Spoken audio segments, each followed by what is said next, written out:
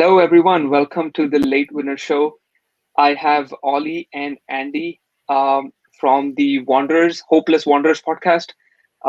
Today is obviously all United fans in the house, so we're not going to do United podcast, but we're gathered here to do the Champions League preview, which starts on Tuesday. So we are going to be previewing the Group F today. We have Manchester United, Atalanta, Young Boys, and Villarreal in Group F. I'm hoping by the time we end the podcast, we're going to be nailed down that United is going to finish on the top of the table, and we are going to advance to the last 16 and not going to be playing in a Europa League again.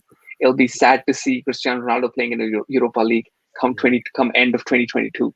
How are you doing, guys? Yeah, I'm good, thank you. Still just mesmerized about the Ronaldo signing, to be honest. That was crazy. And yeah, it sets up perfectly now. Champions League started next week, so get to see him. The Champions League music starts playing. It'll be Ronaldo, Pogba, Bruno, Varane. Start to look like a proper team again, team that belongs in the Champions League. Think of the last couple 3 years, it didn't always look like that. But now we've got some proper stars, and we've been blessed as well. I think in a way, the group. I'm never gonna take everything for granted with United, especially because you saw in the final Villarreal, who now are in our group. They obviously beat us, but I feel like we've got a stronger team than we did in that final, and I think we've got a stronger team than we did in that last group stage as well, where we disappointingly came third. I feel like there's no excuses really for United to not top the group. Finishing second would be a disappointment in itself. I mean, it's still qualification, but I feel like we should be cleaning that group out, to be honest. I can't lie. Yeah. Before we actually start the preview, but I know both of you. I think both of you are in the UK. Are you guys going to the game on Saturday? The funny thing with that is I'm going up to Manchester literally later on today to see my mum because I haven't seen her for ages. And I thought, about a month ago, I was like, you know what? I'm going to see if I can get tickets for the Newcastle game at home. And then Ronaldo signed. I thought, well, I don't have $3.5 grand spare, so that ain't happening. But I'm based in Bristol in the UK. Yeah, I'm not. Unfortunately, no. It's really hard to get tickets at the moment. I think the Ronaldo signing actually really hyped everything up. Look on the website now, and there's not any tickets really. I'm moving to Leeds in a week too, so it'll be a bit closer to Manchester from where I am now because you can get a train easier to Manchester that way. So I'll definitely look to go some in the future, but I feel like it's gonna be harder now with all the stars we've got and the hype for Ronaldo especially. I feel like people are gonna want to go see him. So okay, awesome. Let's start with the preview, but please do make sure that you like, share, and subscribe to our channel. Go give us those likes. It definitely helps us with the algorithm. Subscribe to our channel. Go follow us on Twitter and Instagram for any major updates that are going to happen in our channel as well. Yeah, let's start with the preview. Let's start with the biggest team in the group, Manchester United. I think all of us are aware that Ronaldo has signed for United, and they have also signed Sancho and Varane in this transfer window. Yeah. They have the team this season to win every competition. I don't want to be over optimistic, but I really believe that they have the team. But a lot of the people have their opinions saying that the manager is the main problem in the current squad at the moment. He's not able to deliver a lot of the stuff that we need from a manager. He will not be able to gel the team properly. But I have very different opinions, and I think I met with Ollie last month when we were discussing about the Manchester United season preview, and we discussed on length about Ollie.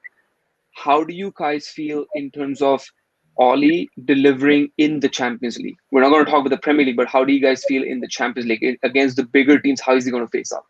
Because definitely we faced the bigger teams last season, but all of them were pretty much 0-0 draws because of the way he set up that team. But now with those attacking players that we have, what do you guys make of that team?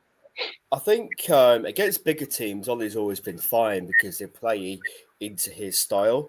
I think he been able to set up a defence and play in the counter attack. He's done that repeatedly. Even we've done City over the league quite a few times in the past couple of years. Liverpool struggled to score against us, I think, except the game towards the end of last season. We have a generally good record against those teams. It's when I think it's the likes of Villarreal that'll be an interesting test, because United always struggled against teams that set up with a low block.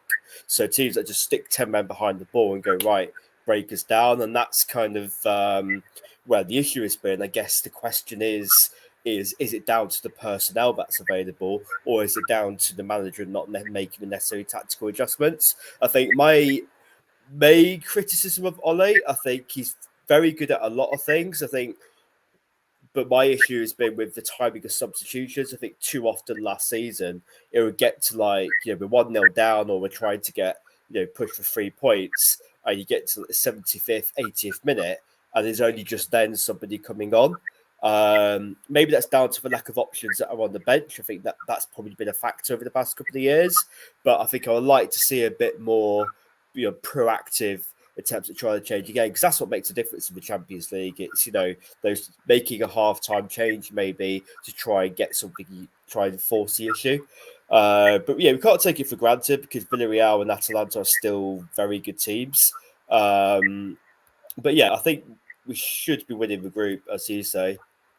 Yeah, I think even I completely agree with you, because I think most of the matches that we played is mostly like he set up defensively well, which is good in a way. But I think with the way that United have been playing in the past, and we've been falling around, and with the players that we have, I think we need to make sure that we control the game from start to finish and finish off the games, and not actually take it to the 80th minute or the 85th minute where we actually try to find that winner.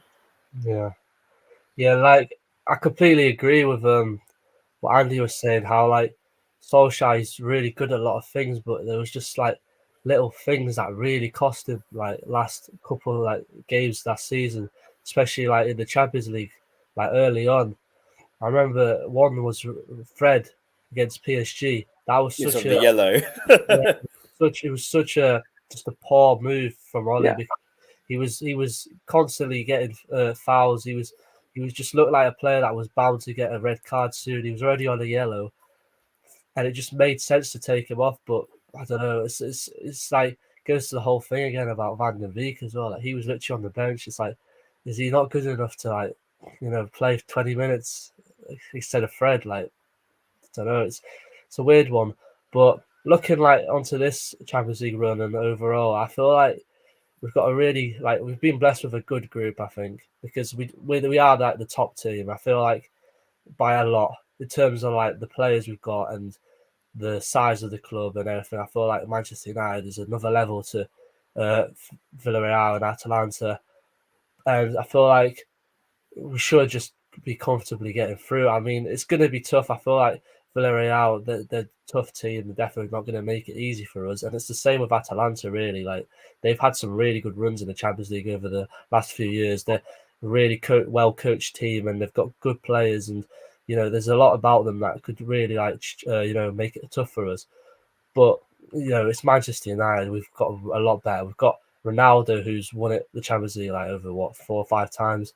The same with Varane as well. And we've got a lot of experience now. We've got Pogba, who's won World Cups. We've got Bruno Fernandes, who can't stop scoring. He's a good player.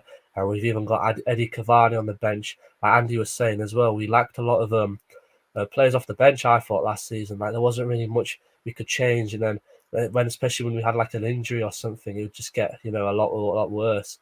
But now, if you look at United's bench, it would probably be Cavani. There'll probably be Mason Greenwood or Sancho. One of them will probably be on the bench. And then you've got even Victor Lindelof, who I don't think he's the greatest defender in my opinion, but he's still, he's a very good backup. And there's a lot of good backups. I feel every position is pretty well, stacked up apart from the midfield. But obviously, everyone knows that we should have tried to sign someone, but can't complain. It was still a really good window. So yeah, I feel confident for it. So yeah, should be all right. Yeah. And you mentioned a little bit about Atalanta. I feel those that team is probably going to be the only team who's going to be troubling United, and I don't feel that they're going to trouble at us at home. But probably the most tough fixture for United would be at Atalanta. So let's just talk a little bit about Atalanta as well. I think they've had the most romantic story in football in the past few years. They're playing a really, really good total football with a lot of goals in their teams. They win or they lose, it doesn't matter to them, but they just produce like really, really good, entertaining football. I think if I looked up a stat and they scored almost like, when they play, almost in every game, there's about 2.5 goals every game that is expected out of them. They actually also have a very experienced team in terms of the majority of their players playing between 26 and 30 years, meaning that they have a lot of players at the peak of their careers. I think Robin Gosens, Zapata, Luis Muriel, Malinowski, Freuler are just of the names that Gasparini has at his disposal. What are you making of Atalanta in this group, and do you think that Atalanta actually makes it to the second spot in this group, or do they actually fall on the third? I think it'll be between Atalanta and Villarreal for second place, but obviously Atalanta, they've got a good squad as it is. They've bought well over the summer. They've bought 𝗕𝗲𝗓, who's quite highly rated from Alkmaar, Zappacosta, who did get with game time at Chelsea, but is a regular for Italy and very much trusted by them. You've got 𝗕𝗲𝗓 on loan from Juventus to add to their depth. They're now in the position where, having overachieved for a few years, they can get good caliber players in. The way Atalanta play, I think, will fit into United's hands, because I think they will get absolutely, Atalanta, they're kind of a bit like Leeds over here, where they don't change their style for anybody. They'll just play the same way regardless of the opposition. And I think United should absolutely destroy them on the counter-attack. I think with Varane at centre-back, Varane and Maguire at centre-back, I feel a lot more secure, because literally last season, every time the opposition had an indirect free kick or a corner, I was bricking it, because I just thought every time we're going to concede, because you just didn't have any faith to keep to avoid the silly mistakes. So yeah, I think Atalanta will be dangerous, but the way they play, I think, will help United. Yeah, I agree with that. Like Atalanta, they're very similar to Leeds in the sense that they just, stick to their plan, and they're also very attacking. Right, they love to score goals. I remember watching a couple of years ago them play against PSG and teams like that, and they honestly ripped them apart at times. I think they were just scoring and scoring and scoring, and I feel like it's something that United will actually help United, I think, in a way, because I feel like we don't concede that many goals really, and I feel like with United as well, they like to play against teams that come at them, because it gives us more space when we're attacking. We like to quickly just change the flow and go all out attack, quick counter attack. That's what we play. We always like to transition quickly, and I feel like it works for United to play against teams like that, because when we can just have a bit more freedom on the ball, and Pogba can quickly make the long pass, and the players can quickly go and attack. I feel like that really works for us. I feel like a team like, once we move on to Villarreal, I feel like a team like Villarreal will be a bit more of a test for United, but we'll get onto that in a minute. So yeah, I mean, I don't know how many of you feel. I feel like Atalanta is actually somewhere close to Leeds United, but only better. But just the way they play, it's almost very similar to Leeds United, because they play really, really good attacking and attractive football. But just Atalanta is actually obviously a little bit more, not a little bit more, but like actually much better than what Leeds play. But their style of play is pretty much very, very similar. They've become like a really established team in Serie A as well, and in world football in general. Like, they've got a really good manager. They buy good players, buy good young players. They're just a really well run club, and I feel like it was like bound to happen. It's very deserved from them. Like, they finished third last season in the league, and yes, that's very impressive. I believe they finished higher than Juventus, who finished in fourth. So it shows that they're not a team to look under. But I still feel like United, if we take the draw, fair enough. But I feel like it's a team that we should be beating and finishing higher above. I feel like there's not really a team in that whole group that really give us like some sort of threat. I feel like there's definitely elements to it, but I feel like United still should be first in the group overall. So yeah, definitely. Let's talk a little bit about the yellow submarine in the group. I think who defeated Manchester United in the Europa League final last season. I think that was their biggest success ever. Obviously, the king of Europa, Unai Emery, Mr. Is the most disrespected and obviously the most underestimated coaches of today as well. Nobody likes watching Villarreal because they play such dull and boring football. But they always end up on top and even scoring goal or snatching some kind of a win. Even on this on the last weekend when they were playing against Atletico, that bizarre goal that happened for Villarreal at the end of the injury time. But they kind of nick those games against the bigger teams. And even 𝗕𝗲𝗹𝗪, the former Real Madrid center back, is actually the biggest name in the team. Same as Alberto Moreno, who used to play for Liverpool.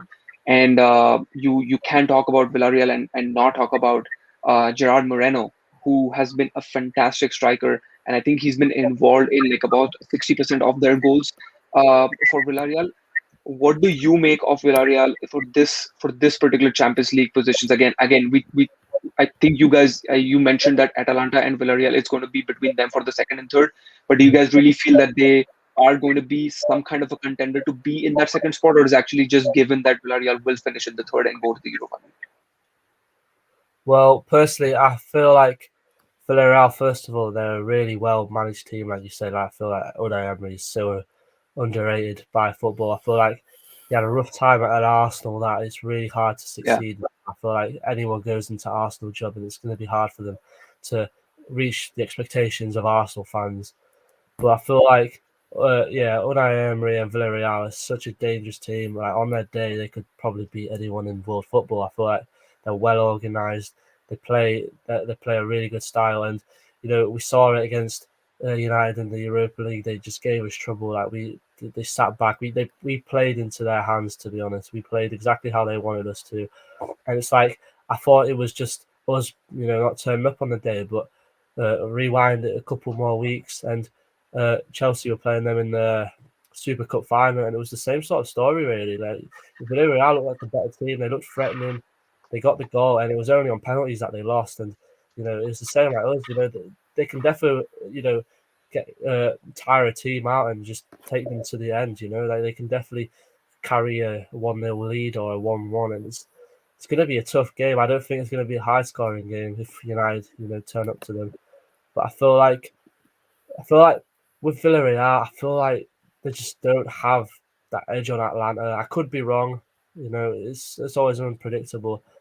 I feel like you said, I feel like Villarreal will probably be around third, I think. I think Atalanta just have a bit more about them. They have a bit more quality of players, I think.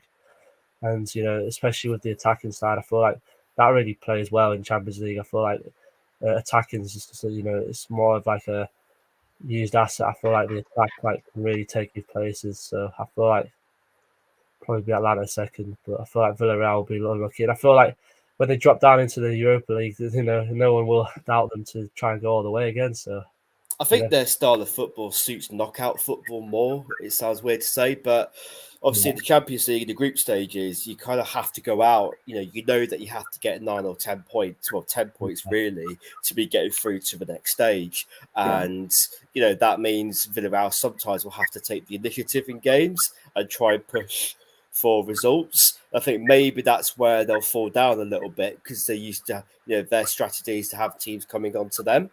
So that's probably what will give Atalanta the edge, because Atalanta will go out and try and get 2 or 3 goals to get the result in the bag. Whereas I think Villarreal will be playing on the margins a little bit. They won't. I don't think they'll be scoring many goals. It'd be like 1-0 maybe either way, and that'll be the kind of tie it would be. I don't think it'd be pretty to watch, but I think one thing that'd be different from United playing them this year is that in the Europa League final, they basically vacated the right side of the pitch because they knew that 𝗕𝗲𝗪, the threat from the right, was non-existent. They knew they could just let 𝗕𝗲𝗪 have the ball, and they know he's not going to put in the kind of ball needed.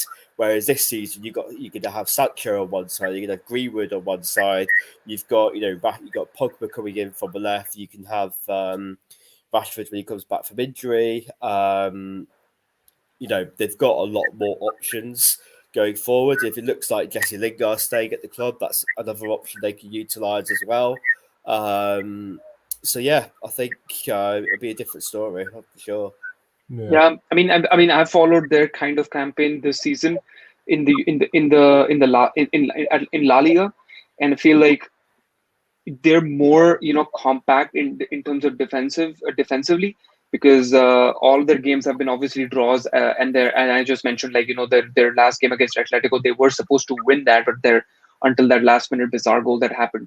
So they're looking more compact in terms of in defensively. So I really would want to see one more game before the Champions League, and I can probably comment a little bit more on Villarreal. Maybe I'll tweet it or something to change if I want to change my prediction. But right now I feel like Villarreal probably stays third, and for me Atalanta is probably second. Obviously we have one more team in the group, Young Boys, which is a Swiss team. They've kind of become very regular in the European competitions in the last few seasons.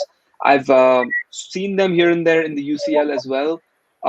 But they went to this time they went through the qualifiers, eliminating Slovan, Cluj, and Ferencváros, if I'm pronouncing that correctly, to enter the group stages this season.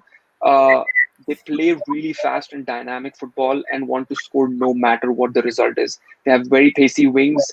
They have and attacks down the flanks, and that's been kind of their trademark for a long time. I actually got to see one of their games in the last season's Europa League, which happened, I think, against Leverkusen, which I think they won 4-3 in the first leg, and then the second leg they won 2-0. I mean, if you guys do want to go back and look at Young Boys, I think that's one of the games that you should definitely look at. They played really good, spectacular football and defeated Leverkusen in the round of 32 last season. But obviously, I think no matter how much I'm praising or I'm trying to praise Young Boys and getting them into the talking point, I really feel like no matter what happens to them, it's going to be dead last for them. And I probably think that might one or two games that might trouble the opponents in the group. But I guess I think we can safely agree that they are going to be the last position in the group. Yeah. I mean, the Champions League is very unpredictable. You never know with it. Like exactly, I'm from Poland, and my team, like one of my teams that I follow, is Legia Warsaw. I remember they had a really good Champions League run one time in the groups. I think they finished third in the end, but it was a group that consisted of Sporting, Real Madrid, and Borussia Dortmund. So everyone, had them dead last. But I remember they snatched a point off Real Madrid. They got a point off Dortmund, I think, and I think they beat Sporting. And little teams like this that they could have some players that just could be the key, and you never really know with a team like Young Boys. Like I feel like it's a really good test for United as well. I think honestly, because it's a similar team to the Istanbul team from last year that United struggled. We lost against. I feel like it's a similar test to that because it's a team that everyone expected United to just walk over and easily win, and we struggled. We lost 2-1, and it was ultimately the game that cost us the Champions League qualification into the next round. So I feel like there's going to be eyes on that. Hopefully we can just we're different United now. I hope we can just go in comfortably, get the job done, and both times, because it's stupid to take lose points against a team like that.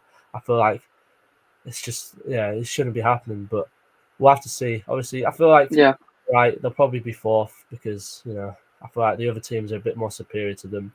But I feel like from what you said anyway, I didn't know about that game against Leverkusen. It surprised me a little bit more, and it shows football's football. I feel like any team could beat any team on their day, and I feel like they got something about them. So you never know, really. Yeah. What about you, Andy? Any thoughts on that?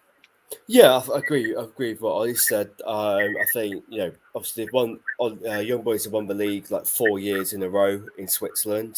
So they and even success breeds confidence. When you're used to winning in your own league week in and week out,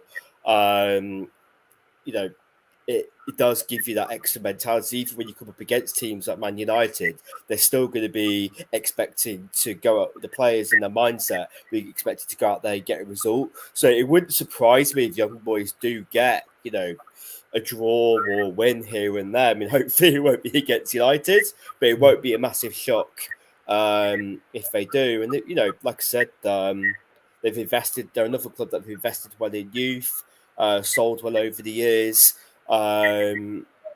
Considering Basel were a dominant force to overcome then and continue that success year in, year out, it's a great achievement. So, yeah, I think they should be overlooked, but on the basis of the team, on paper, of course, football isn't played on paper they should be finishing fourth, really. Yeah. Ollie mentioned that it was stupid to lose last season, but I feel like that was it was stupid to lose last season when we lost against Istanbul Başakşehir. I guess that's where everything turned over defending. I think if we lose that one game against Young Boys as well, I'll not mind, just because again I was able to see a couple of games of Young Boys, and I'm okay to saying that then even if we lose, I don't really mind losing to Young Boys. But yeah, that Istanbul Başakşehir loss is still in my brains, and that was a really really embarrassing loss for us. So I hope that doesn't happen. We can safely top the group in the first 3-4 games, and we can just finish up the job, and we don't really have to worry about in the 5th or 6th match days that we have to field the strongest teams. That being said, I think we can conclude the podcast by saying United is going to be first, Atalanta is going to be second, third it's going to be Villarreal, and then fourth is going to be Young Boys. Yeah. Right. Yeah. So, and I just like to conclude the podcast here, and thank you so much to Ollie and Andy from the Hopeless Wanderers podcast. Thank you so much for coming on the Late Winner Show podcast and letting your thoughts out here. Yeah, it's a pleasure as always. I'm always happy to talk with you guys. It's always fun, always interesting questions. You know a lot, so it makes it a lot easier. It was a pleasure to meet Andy as well, first time talking to him. Well, thank you for inviting me on for the first time. So it's an absolute pleasure. Awesome. No, we should definitely do this more often. I think I was planning a mid Champions League review. So let's say how this group actually pans out. If something's interesting comes up, let's do a mid-season. Let's do a midweek kind of a preview on the Champions League for this Group F.